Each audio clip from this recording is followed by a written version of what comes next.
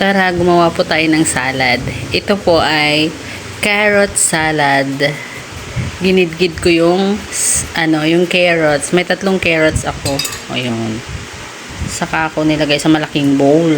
Kasi kailangan kong siya malaki para mahalo ko ng maayos. O ayan.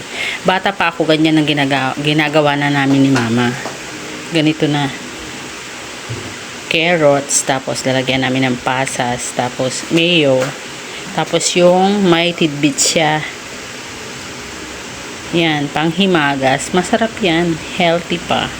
'Di ba? Ilalagay ko sa sa comment section yung yung recipe para masundan nyo. Masarap siya, grabe.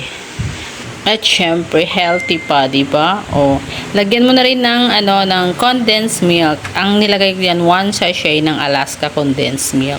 Kung nakaabot ka na sa part na to, ay salamat sa panonood. Thank you for watching and enjoy. Gawa ka po para matry mo rin. Thank you for watching. Bye-bye.